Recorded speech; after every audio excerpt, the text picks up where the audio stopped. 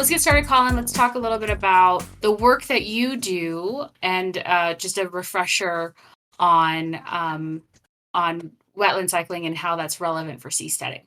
Yeah. So I started about 10, 12 years ago, as we were talking just a little bit there in the beginning, building floating islands, or in this case, installing them. I wasn't actually building them. I was working with a group called Floating Island International. But I saw some opportunities there to build something that would be more efficient and that was easier to show efficacy. Problem with a floating island, if it's in, yeah, and by the way, these floating islands, they had a lot of growth surface area for microbes. Microbes do the vast majority of the biological cycling. Well, of course, it's biological; they're microbes, but of the cycling within the open environment. Biofilm covers every square inch of the planet on even a fresh surface, brand new fresh. Say you crack a rock open, and within just a few moments, there will be biofilm that floating along in the air, just settling down on that rock and beginning the process of long term weathering, breaking that material down into its constituent components, so that it can then be used by something else, like a plant, to grow crops that you then eat. It all starts with biofilm. That is the intermediary between the macroscopic and the microscopic worlds, and those are the key components. Then that is what pretty much almost every wastewater treatment facility in the world is based upon, just active microbiology, breaking down the pee and the poo and the TP in whatever municipal supply you should have. So going back to it, I'd seen these opportunities of you have this floating island, and it's what is called a non-point source remediation versus point source remediation. Point source is, hey, there's a pipe, and you point at it. It's coming out at one specific point. Non-point source is, oh crap, all the nutrients or whatever already got into the rivers and the lakes, and that you have to then try to treat them after the fact, after the cat's already out of the bag, so to speak. A floating island is effective. It works. It works better when you can get water flowing through it. And in this case, the floating wetlands called biohavens, and they do work, but they're also made out of made out of recycled plastics. It's like a big buffer pad, which unfortunately will break down over time. And then this is I got into this before anybody was talking about microplastics in the first place. So that was, and then I was like, wait a minute, hold on, this is kind of expensive for the amount of treatment you're actually getting for this particular embodiment, in this case, a floating island that is non-point source. And I don't, now what, here in Pennsylvania, central PA, we have a lot of mining. And I took a floating island to a presentation I was giving because I was giving it a good shot. DEP was there, and one of the guys there, Malcolm, said, hey, that's cool. Put it in a box. I said, okay. And that's where the first of the wetlands-in-a-box came from. Today I call them self-organizing wetland bioreactors. It's that self-organization is the key part. We can talk more about that later. So that was kind of the process of going from a non-point source floating island that really was not a lot of bang for your buck. And you couldn't really tell how well it's working. Because what are you just going to go measure the inside of the middle of the island? How are you going to get out to it? There's just a whole lot of logistical and scientific issues that arise when you're using a plastic growth matrix for biofilm growth to do the cycling. And that's pretty much just nutrient cycling as well. You're talking about, suspended solids. I'll throw out a couple wastewater treatment terms here. Suspended solids is what it sounds like. Everything that's floating in the water column, whether it be an ocean or a river or your fish tank. BOD, which is biological oxygen demand, that is the amount of stuff that is in the water that is carbon based that will eventually break down to CO2 in water if provided enough oxygen. So it's measured, BOD is measured in the amount of oxygen it takes to break down all of that organic material into its two constituent components. So you'll get a reading of like, 300 BOD or something, and there's a fair amount of stuff floating in there, and it'll most likely be that flock, that total suspended solids. So TSS is made up of this BOD, living things that are floating around in the water and the like. And there's also CBOD, which is chemical and biological oxygen demand. So if you've got a whole bunch of biotic stuff that needs broken down, and you got a large load of abiotic, non carbon based chemicals or something else in the water that also requires oxygen, you add the two together, so you'd have 20 BOD or CBOD, and 20 of the C and 40 of the B, and you'd have 60 in total. Yeah, I just wanted to get that through and over with. And another one of the components that you want to look out for is what's called fecal coliforms. So those are the three biggies that I'm looking at right now with as far as seasteading goes: suspended solids, CBOD, and the fecal coliforms. Those are the ones that that you really have to watch out for, because that's what's going to get you sick. That's where you can't upcycle to something like, say, fertigation water, fertilizer water, out in the middle of your seastead, if you still have a whole bunch of poo in it, right? Kind of, it sort of makes sense. But those are the metrics by which you can measure the different standards of water quality. So it seems to me, correct me if I'm wrong, but it sounds like you talk about nutrients and there's waste, but a lot of the time you're talking about the same actual materials. It's just, you can take the waste and extract nutrients, or there's a lot of nutrients in waste, or there's a lot of resources in waste. It sounds like what you're talking about is there's it could all this waste, which could be human waste, it could be chemical breakdown of your platform in the water surrounding an island or a seastead, and you have processes for getting those materials out of the water and making them useful again. Couldn't have said it better myself. Thanks for bringing that around. You're good at that, Carly. I kind of get on tangents, but yes, exactly that. So, I mean, I guess if we kind of skip, I'll skip back just real quick. So, wetlands in a box, right? I live in central Pennsylvania, coal mining. That's a big thing around here. So, I primarily have, for the last decade, have been dealing with iron, aluminum, and manganese. Iron and manganese are micronutrients for growing things. If we're going back to nutrients, that's one of the biggies. Plants. Like, if you yourself don't get enough iron, you can become anemic. If you get too much iron, that's also a bad thing. Too much manganese, also a bad thing. But they're all mediators and components of metabolism of anything that is growing on the planet. They're going to require those elements just like you and I will, to different ratios, different amounts. So that's what I do in mining, where we've got a mine site and it's a point source. You're pointing at the water's coming out of that seep right there, and you put a pipe into it. Now it's what point source, and then run it through the boxes. And in a lot of cases, you have to do what's called a pH adjustment. So you're using limestone or caustic soda to bring the pH up high enough that the metals are no longer soluble, or they don't stay in solution, and they start to precipitate out as a flock. And if it's red, or orange, it's iron. Think of Mars. I'm a big fan of the Mars Society too. I'm also a member there. I've presented for them a couple times. A lot of this technology is transferable from seasteads to Mars to wastewater treatment facilities. It's all still the same materials you're dealing with. If the material coming out in your mine sites is white, it's most likely aluminum. Aluminum doesn't. We don't use that biotically, so that one's really truly a waste product. Not something you have to worry about in seasteading, though. Iron is, or the lack thereof, and we can talk about that. And then manganese is generally black or a really dark brown. Manganese is very difficult to get out, and our current research that we're moving forward is we believe we found another metabolic pathway that uses manganese directly for growth. It is the energy source. We knew iron will do that as well, and will make these big terrigenous iron formations.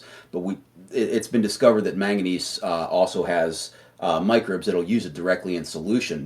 We didn't discover it originally, but we think we've got the evidence going back about 12 years of it happening on mine sites, because the rates are so much higher than just standard chemical amendments, adding limestone, where we can do it instead of at an 8.5 pH, we can do it, say, at 6.5. That's slightly acidic. Rainwater is 6.7 pH. So, yeah, that's the mining side. But we had originally, like I said, started in floating islands and nutrients. So we started recently. We Pennsylvania and the East Coast there towards Philly um, is known for mushrooms. The Kennett Square, it's like the mushroom capital of the country, and there's an area out in Monterey and Cali as well that's big for producing mushrooms. And they've got wastewater, they've got waste streams that are very diverse. You know, you've got oil, you've got grease, you've got soil particles, you've got horse poo, because these are mushrooms. They're grown in dark houses with on these big blocks, and then as they're being cleaned, all this material is getting washed down. I mean, not down, not in directly into the stream, but it goes downstream to processing. And this one group that I'm working with, we got a grant from the American Mushroom Institute. That's a thing to put in some of our boxes to do wastewater treatments here because they had already spent close to $750,000 on a wastewater treatment plant that basically just failed. They were, and it was at the tail end of the process was a really high end and still there reverse osmosis machine so that they could make potable water and send that back into the rest of the system because they're already paying for the water once. And the idea being is like, okay, can we get back, 10 gallons a minute? And, that cuts down our nightly consumption from 40,000 gallons to, we can recycle 20 of our own. Well, that system crashed within the first couple days that they used it, unfortunately. I'm not really sure what the engineers were selling them, but they weren't able to get it functioning, and it's just sat there for 5 years. Can you tell us a little bit about so what is the philosophy or behind a traditional wastewater treatment, like the one you're describing? Like what is the overall drive? And then I'd like to understand how your I guess mission or overall philosophy on how to treat this water differs from a traditional wastewater treatment. Sure, thank you. Yeah. Originally, so there was a general of Napoleon by the name of Veolia. He built some of the very first wastewater treatment systems in France in the world back in the 18 something or others. I'm sorry, I don't know. And Veolia is still an enormous business to this day, and they do all sorts of stuff. The way it's usually done nowadays in a municipality is you've got big concrete tanks, you've got a certain retention time, and your job is to capture all the solids and oxidize everything, consume all that BOD and COD, like I mentioned earlier, and that is mostly in the flock or the suspended solids. So you screen all that stuff out from the water through various different kind of mechanisms. Mostly it is mechanical in nature. And there's a lot of ways to skin that cat.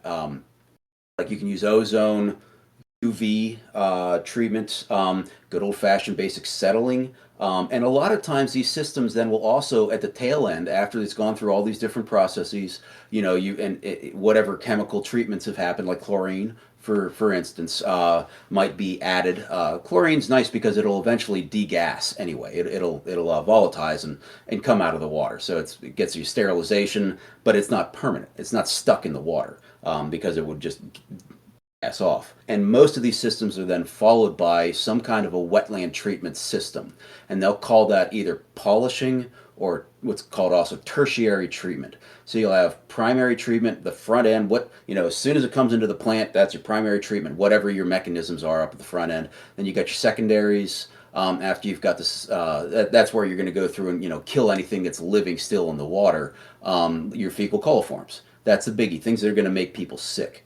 And fecal coliforms, by the way, that's a very broad range of different kind of microbes, just generally all classified as coliform. And they'll just give you a number, a colony count number for how clean your water is. Potable water is obviously 0. Now, a swimming lake could be like 200 to 300 colony counts for fecal coliforms. So that, when you get into nature, there's always fecal coliforms out there. You go into the ocean, there's always going to be a little bit of fecal coliforms floating around there. That's why you don't just drink the water.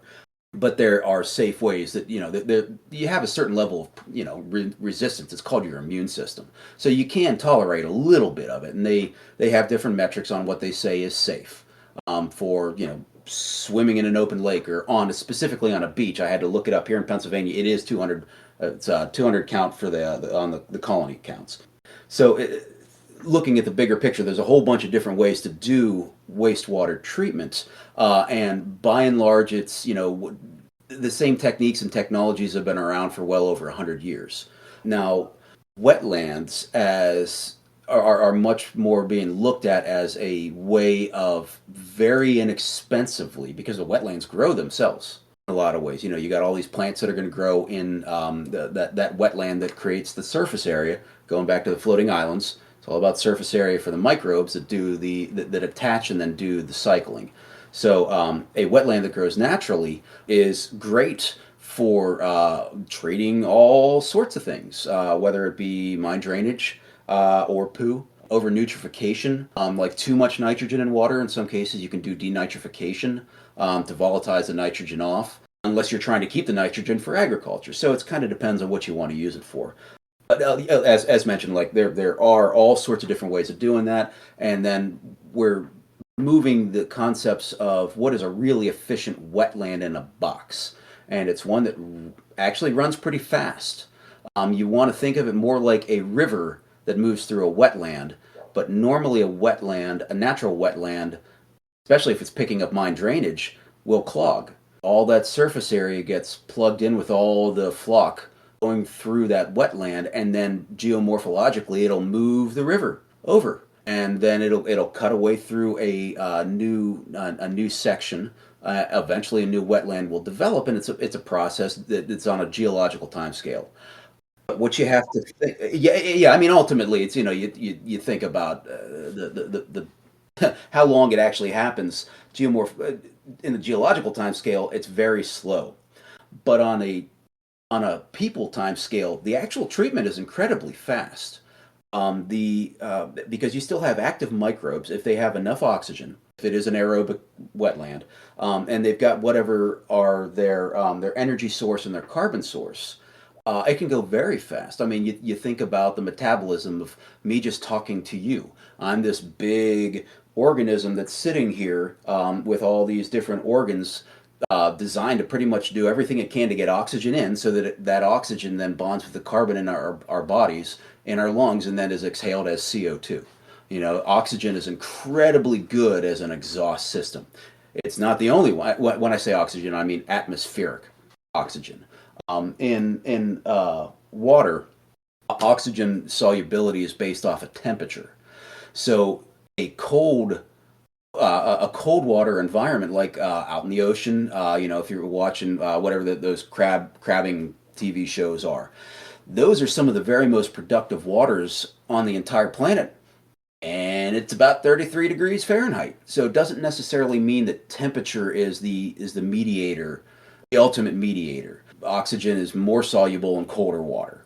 That's why when you're boiling water off, when you boil water, you're driving off a lot of the gases that are in that water because you drop the solubilities. And I'm sorry, I'm going really deep into the science on that one.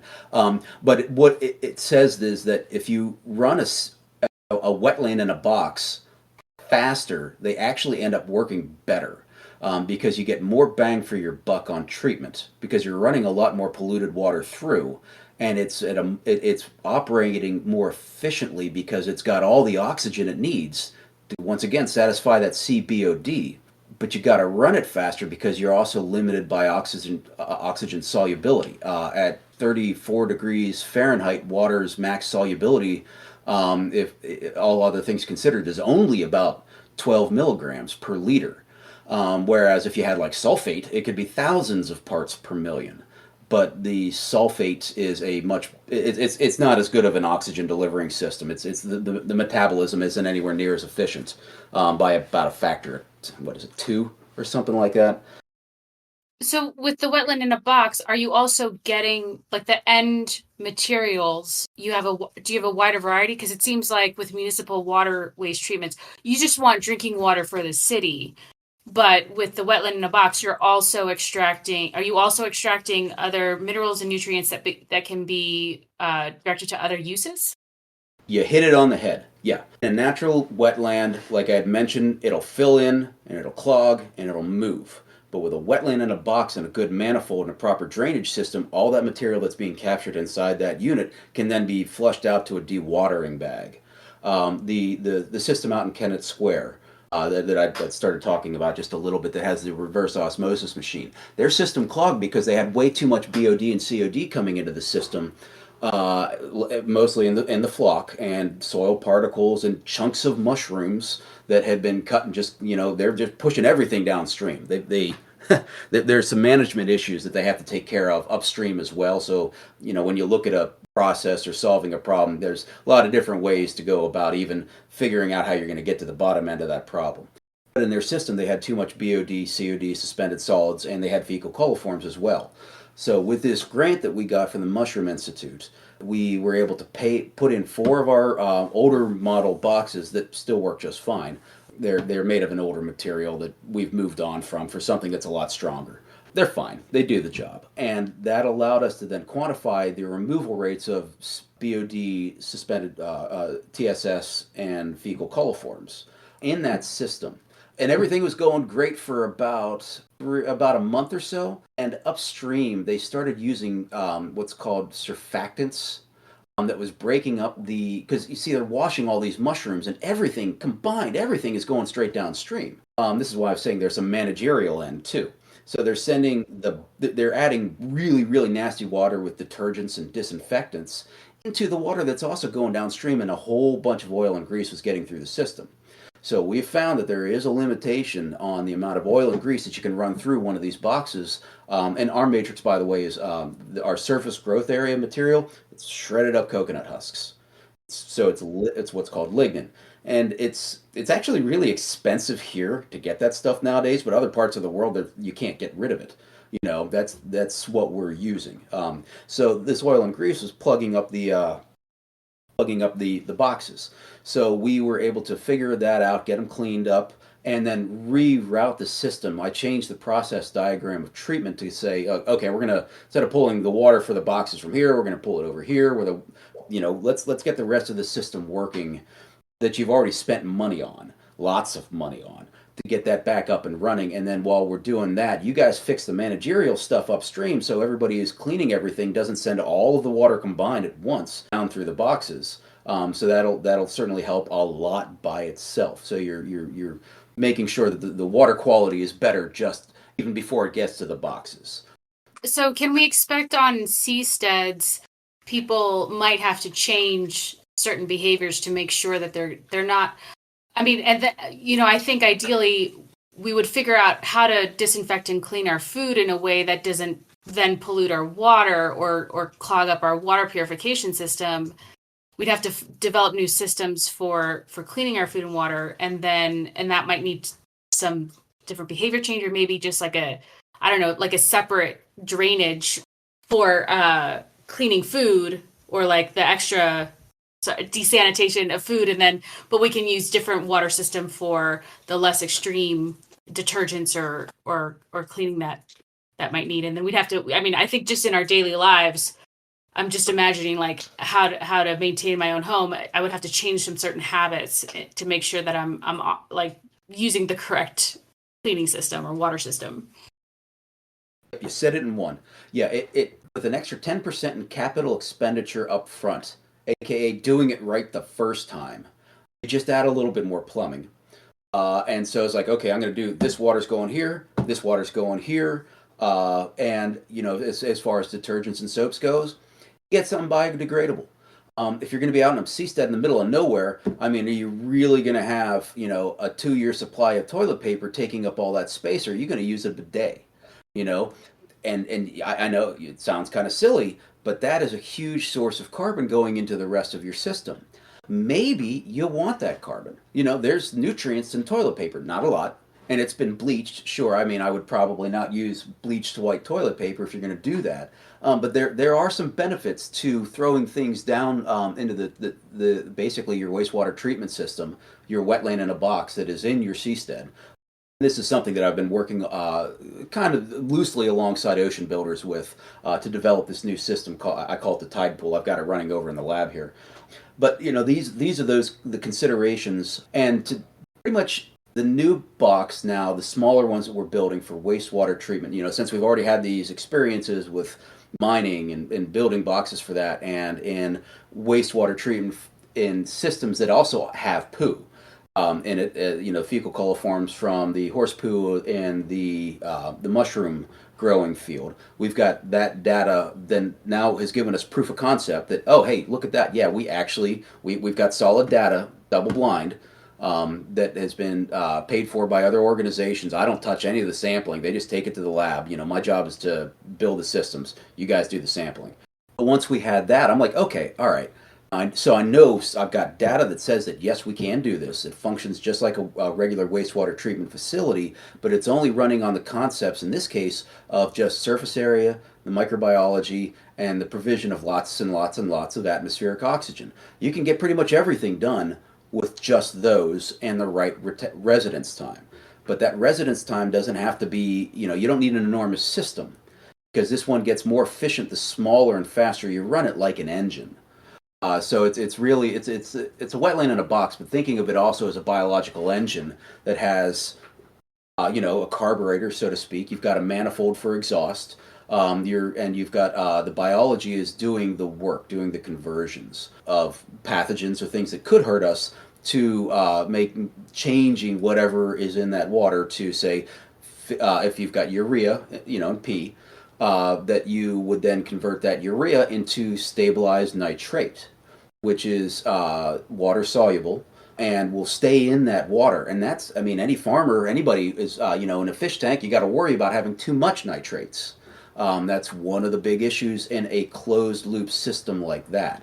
So, and the systems that we're working with and proposing for seasteading are semi-closed. They wouldn't be entirely closed. Obviously, you've got, in a closed system, if it were perfectly closed, there would be no input of energy or matter whatsoever.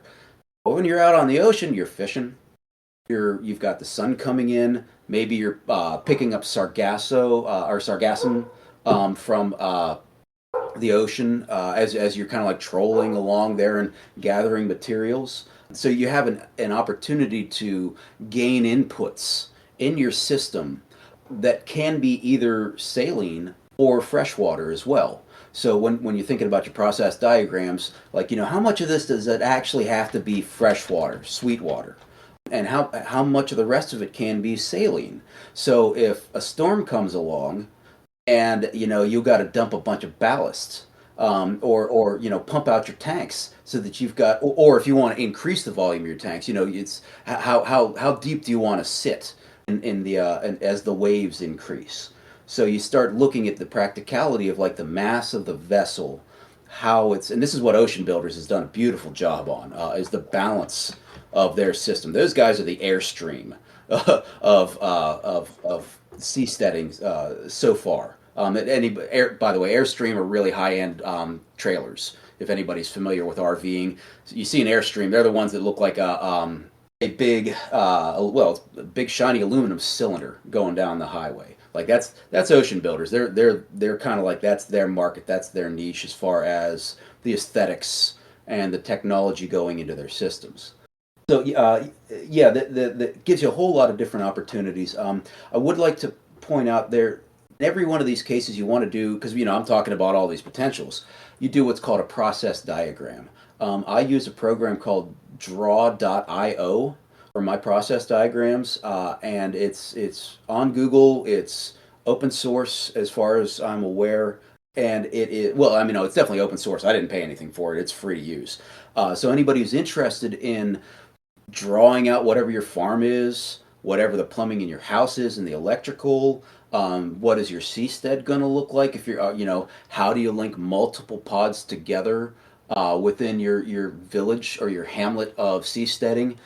Because there may be an opportunity to have several together, like people really like each other and you're not going to go just drifting off into the next gyre, and you could have a centralized hub that is your infrastructure that would be able to handle multiple seasteads. Maybe you got a couple ocean builder sea pods come along. Maybe what is it? Arctide or one of their other. Yeah, there's whole Arctide and Arcpad, their Arc House, or the Atlantis Sea Colony, which are all subjects, active projects. They go floating on up or sailing up or that they could then attach to these infrastructure hubs, and then that might make their if they can always do a drop off of waste or a pickup or something, that would allow them to kind of go their own way, just like RVers actually do. So instead, you're essentially just RVing in the ocean or in some sea or even a large lake, as opposed to doing it, going from one national or state park to another. Actually, I like the idea of the waste management hub moving between seasteading communities. Oh, okay. So, yeah, because you'd go there, you'd process the water, maybe top them off, and since you've processed the water, it's clean, you can dump it. Now, I mean, yeah, sure. This is what we're trying to get away from is dumping any of that material into the ocean before it's been treated. Large yachts, smaller boats generally don't have the wherewithal, the room, or the cost to be able to do that. And usually they'll just get pumped out the next time they go into dock. Or if they're out in the middle of the ocean, I'm not advocating that dilution is a solution to pollution here.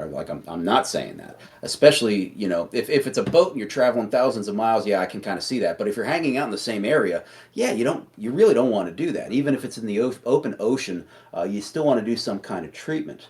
But yeah, I like that idea, Carly. Thank you. Because yeah, it could just go ahead and treat it, pump its tanks out, move on to the next one, and then not be releasing anything negative to the environment and giving you a chance to maybe reclaim some of those nutrients there. So it's kind of like, here, we'll go ahead and pull on up. You guys send us all your poo, we'll process it, and not just obviously not just poo, other food wastes. If they are able to pull a bunch of sargasso up, fish guts, kind of whatever they can get from the open environment that would be considered a waste product normally tossed overboard. But in this case, why waste that potential when you can process it properly, reduce the pathogens and the harm that you could do to the local environment, which is you're floating right underneath your own homes at this point anyway. That's literally your water source. Yeah, I was thinking, rather than having boats burning diesel to go between seasteads, because I don't think a lot of seasteads will have strong motors, right? The whole point of a seastead is to be more stationary than a regular boat, and so they wouldn't have the motors to move quickly across the ocean. And so then I was like, well, if you had a stationary wastewater treatment and then a stationary seaside community, you'd have these boats going back and forth burning diesel, and that doesn't seem to be a net positive. So if all of the treatment could go on a boat that could move with a more eco-friendly fuel, wouldn't have to move as quickly as all these little boats that are currently out on the ocean, then maybe that would be a net positive environmental impact. I love it. Yeah, it'd essentially be a big barge with solar panels on top, so that it wouldn't, so that it's got a lot of surface, its own surface area. Now I don't design boats. This is just, I would design the systems that go into them. So I'm not trying to make any kind of claims on what that should look like specifically. That's where I go back to ocean builders and Arctide and Arcpad. Those who have pretty solid concepts on what the physical, what it's going to look like, and then I just build into, all right, if that's what I'm building into, okay, I'll plumb that out. Just like, if somebody's building a house, they frame it out, and I'll come in and I'll do the, we run the plumbing and the electrical, figure all that out after the fact, and we'll fit ourselves into whatever you need, essentially. But yeah, I agree. I see, if this stead, the seastead, with this little hamlet, a whole bunch of them.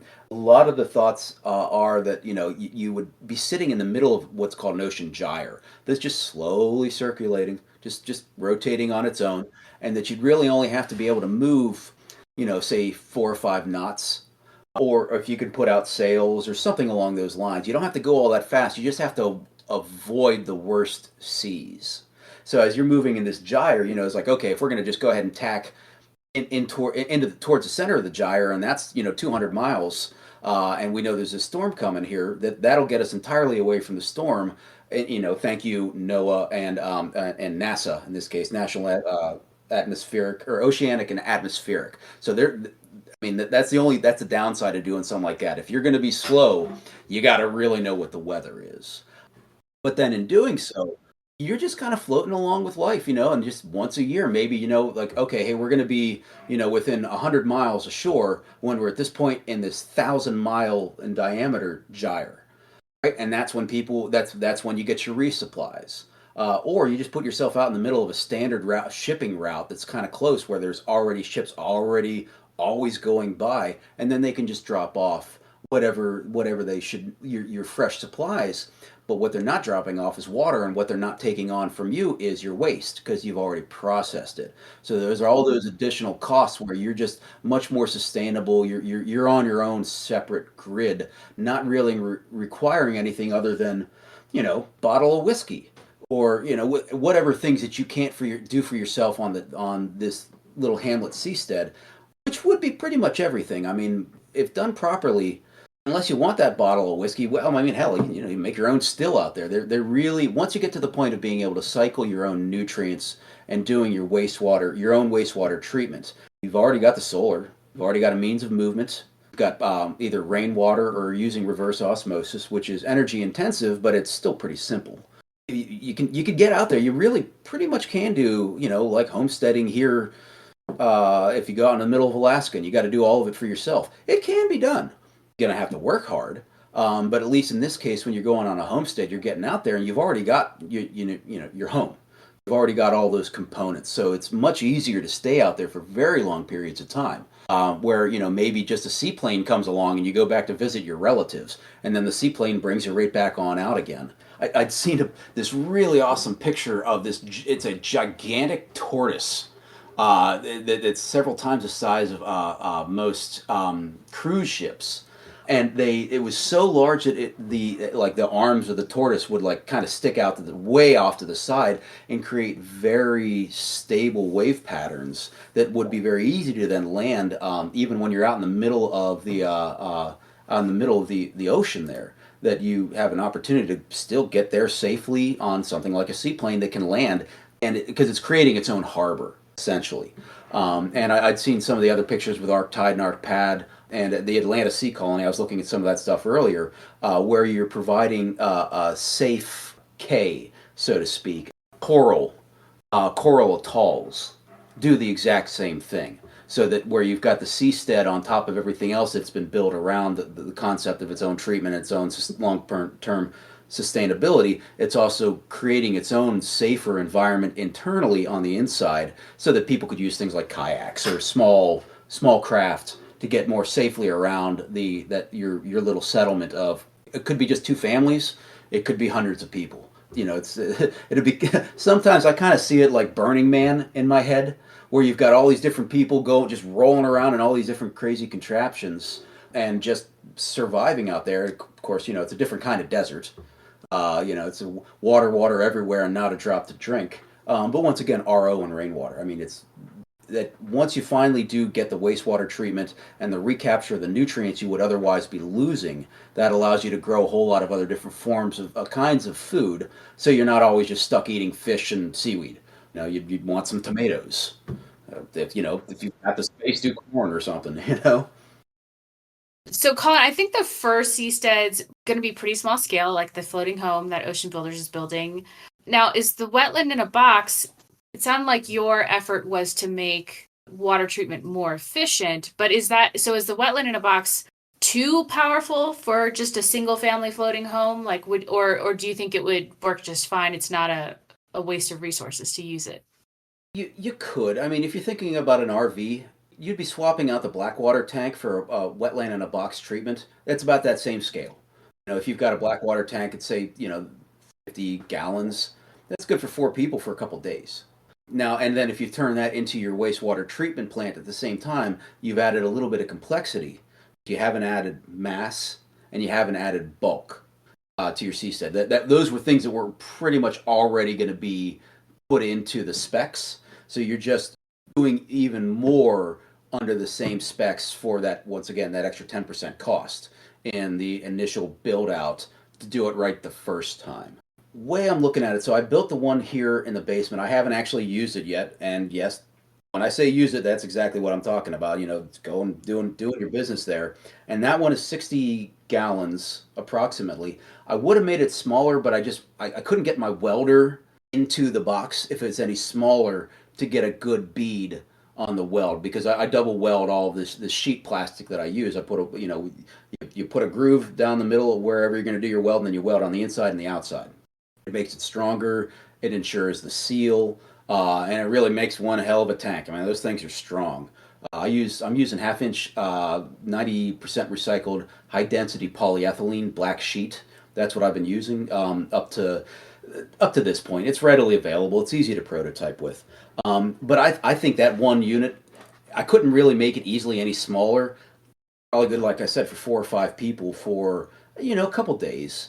I mean, if you think about a porta potty, those are good for they say it's good for like 10 guys for a week. Yeah, I don't. I mean, you could, but I don't want to be using that at the end of the week. But you get the idea for volumetrically. That's kind of a volume. You think of a porta potty that they would have to be treating. And in this case, they go and they suck them all out. But where what you're doing is you have it filled with water, but you're actively processing everything that goes into it. And the system that I've got here at the house, I figure it uses about a pint of fresh water per flush, as opposed to, and it's a standard Home Depot, the cheapest toilet I could get. I've got sitting on top of that 60-gallon box, and it's using 1.6 gallons per flush. So what you're essentially doing in this case is you're treating the water and then using part of that treated water to refill the tank in the toilet. And it's got a UV light at the top of that system so it doesn't get stinky, and you're sterilizing that water that's in the top flush tank. That when you go to flush the toilet, it all drains down to the rest of the system. So and then we do about a 1 pint per flush recharge, because you gotta keep in mind that if you were to just keep reusing the water over and over and over again, yeah, sure, you're breaking down the fecal coliforms. You're breaking down some of the pharmaceuticals that are in the water. If I've got high blood pressure, so there are certain pharmaceuticals that can be broken down by treatment wetlands, and some that aren't touched at all. Prions is another concern in a fully closed loop system. But that's why I advocate for still using some fresh water. And that fresh water could be like, Wait. Are the prions the little microbes that can eat your brain? yeah, mad cow disease, bovine encephalitis or something like that are yes, prions. What was that? The laughing sickness that certain Indonesian tribes, I think it was, or in New Guinea, from being cannibals because they're eating people. I'm talking a long time ago here, but that was one of the potential sicknesses, and those are prions, and that's why you don't want to keep recycling it over and over and over again. Now, in an open environment, as I understand it, the prions can be broken down, but they are very difficult. Otherwise, I was talking to a buddy of mine, Dr. Dan, and he was like, "Oh yeah, Colin, that's the one you really got to watch out for. You have to make sure you've got some fresh water coming into your system. But that fresh water could also be your shower water. You just got another holding tank. You run that through. You give it another pass. But the point being that for 1 pint in, there's still going to be a pint out, and that fresh water stops the water from in the tank from quote unquote getting too salty. You can't just keep reusing it and reusing it, or eventually you'll get to the point where the nutrients are so high. It's like you're like constantly adding just a little bit of salt to a glass of water. Well, eventually it's going to turn into salt water. Nutrients, if you're stabilizing them and not off-gassing them, like the nitrogen, potassium, phosphorus stay in water, they stay in solution. Iron and manganese, they'll stay in solution as well. Now, those are all nutrients for plant growth, but you don't want to let them get too high either, or else eventually you start affecting what's called osmotic pressure. Where if anybody's taken those microbiology classes where you're looking at an little piece of onion under a microscope, and then you add salt water and you watch the onion cells shrink, and then you add fresh water and they'll grow back open, or they'll grow. What's the term? I mean, yeah. I mean, they'll expand it back to what their original size was before they'd been dehydrated by the salt. So that is one of the concerns that and this, once again, this is like the bleeding edge science for what I'm doing right now. This is the hypotheses that I'm putting forward that went into my design criteria for, well, I think if I do it this way, it's going to be safe. Now, I haven't tested the system here at home, like I'd mentioned. I'm actually waiting on the computer monitoring system and all the probes and everything that's going to go into this thing, so we can monitor it to see what did I miss, and give us, is more proof of concept to see is like, okay, well, hey, that works pretty well. Is that a business model? And can we go ahead and start putting these things into RVs or seasteads and the like? So there's still a lot of science to be done. I wouldn't just rush right out and start putting these things in everywhere, But we already had the proof of concept from the mushroom experiments in that system that's functioning now. So it kind of passes the smell test. It was certainly worth the time to continue moving the whole process forward. But there's a lot of the kind of things that we've got to deal with. Hi, how are you?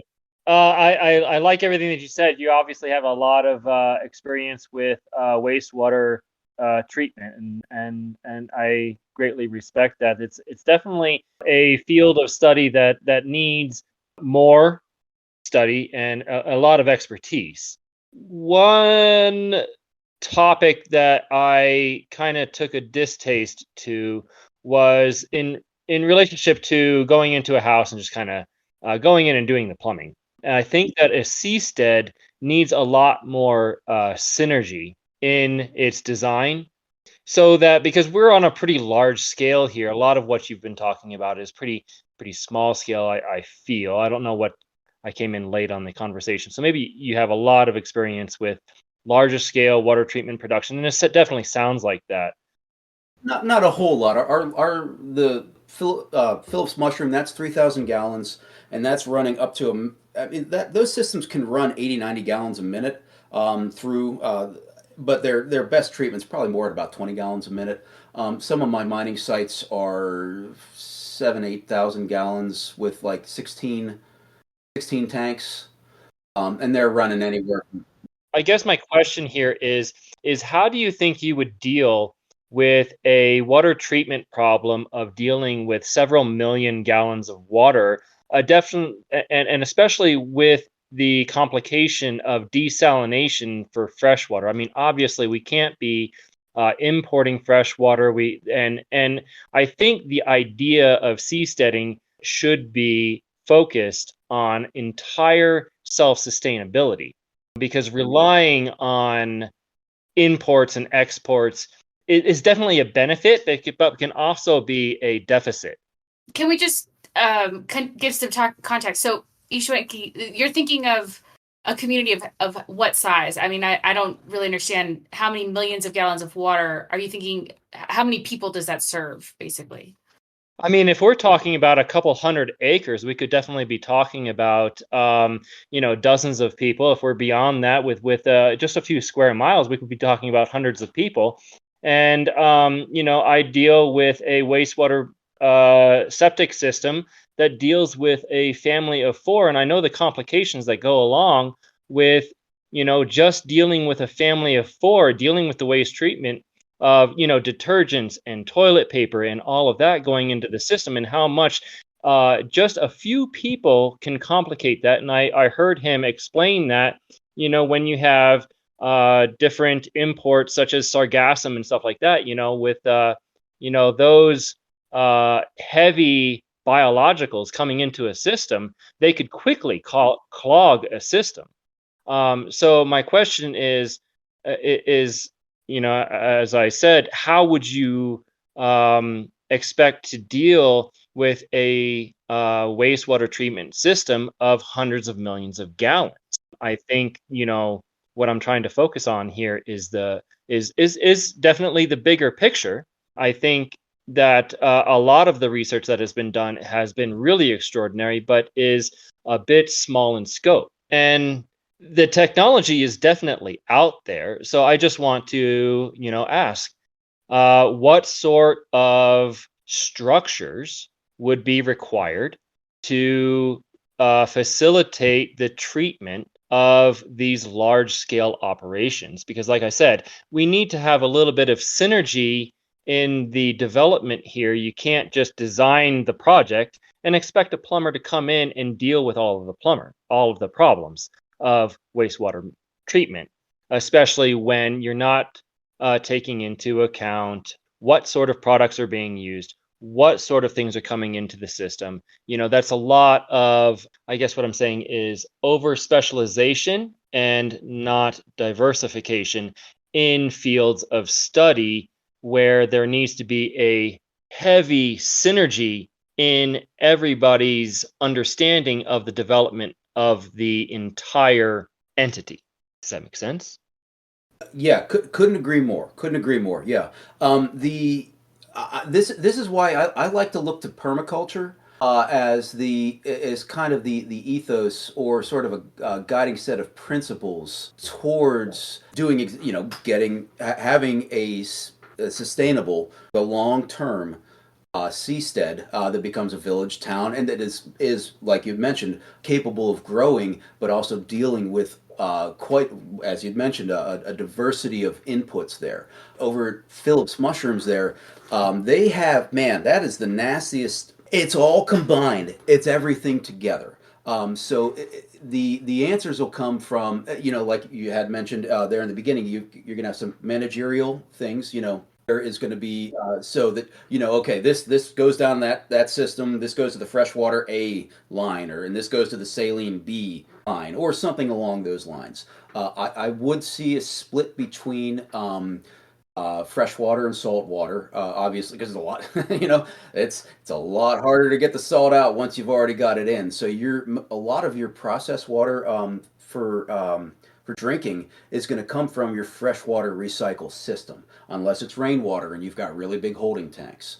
As far as the volume goes, once again, also correct that the more people you get, there is a eventually there's a diminishing law of returns on really really large systems. And one of the things that working with my local water authority here in Altoona that I'm trying to really get them onto is decentralized infrastructure, so that one system doesn't necessarily have to treat 1 million gallons a day, which is, and that's a lot of water. I mean, you think about how much water, even if every one of us out there has no water restrictions and we're each using, say, 200 gallons a day, and that's taking into consideration washing, growing plants, all the things that, we use, because it isn't just flushing the toilet. It isn't just the water that we drink, from our water bottles. It's what is the sum total, as you'd mentioned, of all the water that everybody's going to be using and per day after all the industry and whatever else come up with that metric.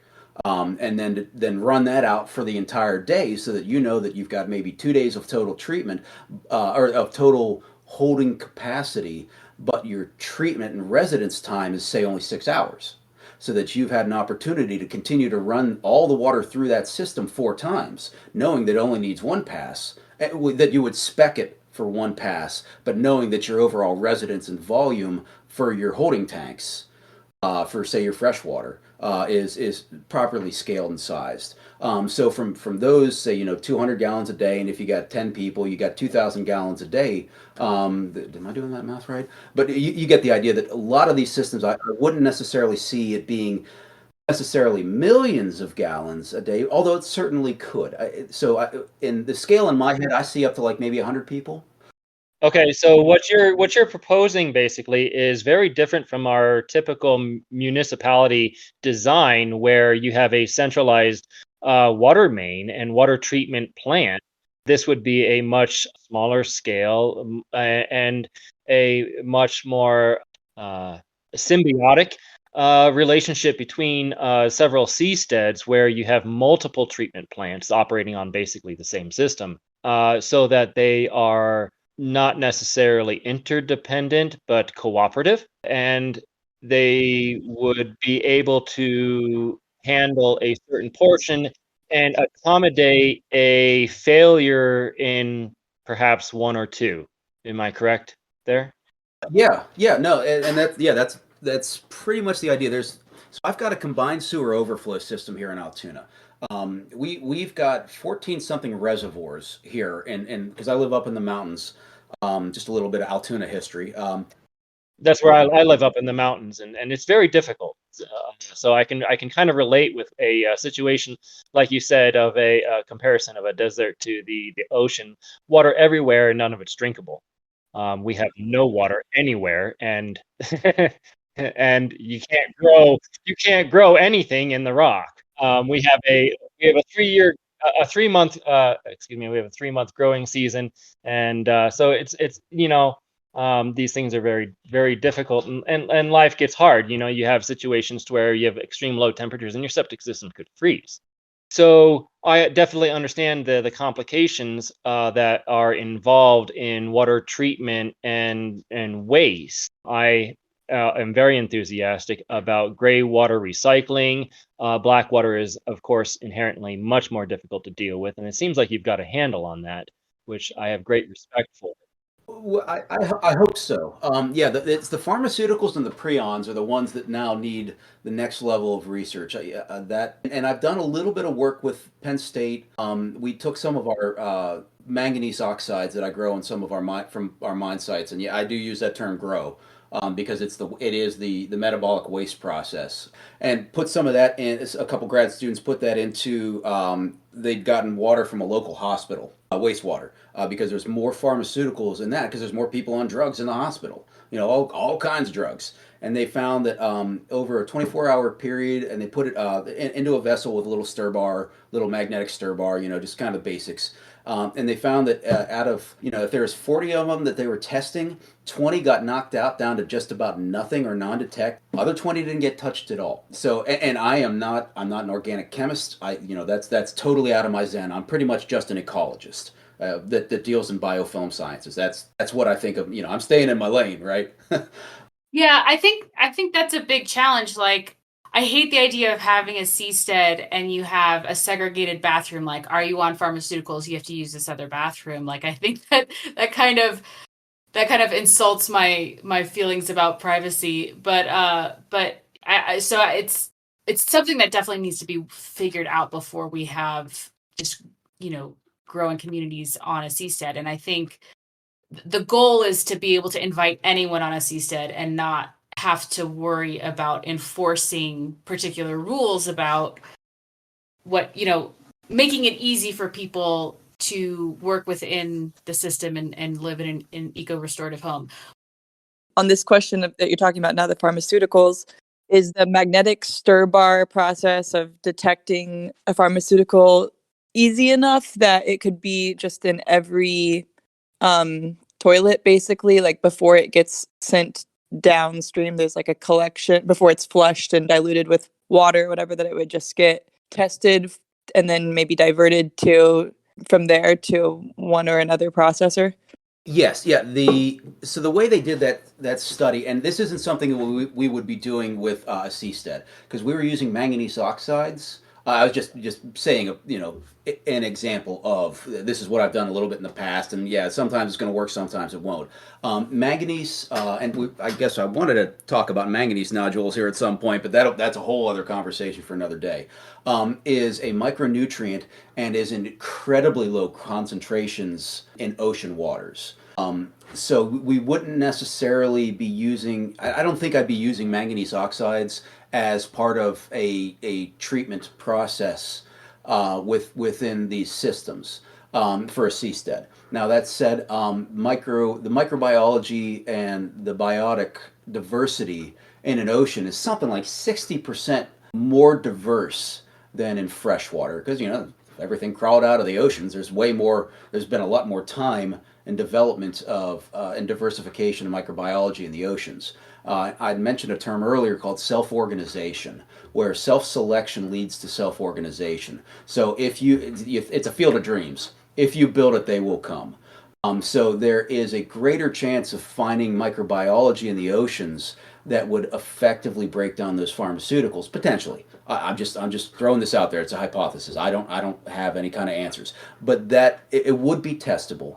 And the systems that they use, I think, so if you had a larger settlement and you really wanted to reuse all the water you possibly could, you're getting to the point where you're going to want to do some sampling and some testing. You're going to have a lab of some kind. And then things like gas chromatography and other sampling techniques that I don't know anything about. I'm a field guy. I'm not a lab guy person. But those techniques and technologies are readily available. And the nice thing about RO is it's going to pull out everything. You're going to have a lot of reject water. So you're going to be constant. You can pull off some water for drinking, but then you're still increasing the concentration of those contaminants in another tank, potentially. So that once again, this goes back to process diagrams. And there do come into play questions of your Hippocratic rights of a doctor, and like, okay, well, who's on the HIV medication? Hey, where did this stuff come from, guys? That's and now you're dealing directly with people's very personal. I guess I'd never even considered that before, as your rights to your own information, but what is the protection of everybody else's source waters if you are trying, if say you're in an area that it doesn't, out in the ocean where it just doesn't really rain a whole lot. I know that's the horse latitudes, where you may go a long time without any rain to allow you to replenish, and you're having to use your own wastewater streams for purification just to get clean water back, if you don't want to run the heck out of your RO machines, which require a lot of electricity and power to pressurize the water to push them through the membranes. And those membranes over time can fail too. So, you really, pray for rain while you're out there. You don't want to use these technologies. They're there for redundancy. It's like, kind of like if you're thinking about going to Mars. You want a whole lot of redundancy, but you don't want to use it if you don't have to. I hope that answered your question. Thank you, Annie. Hey, Colin.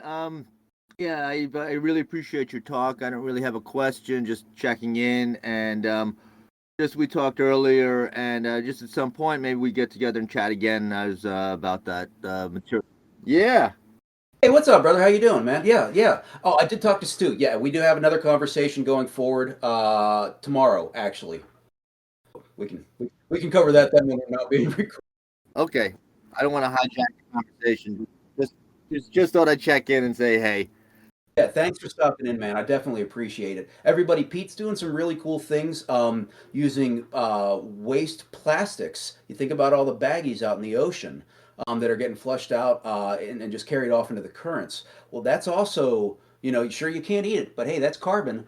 And that plastic is going to last for a very long time. So there are cases where you've seen those new machines, the new boats that are going around and cleaning up the great ocean trash dump that gets stuck in a gyre.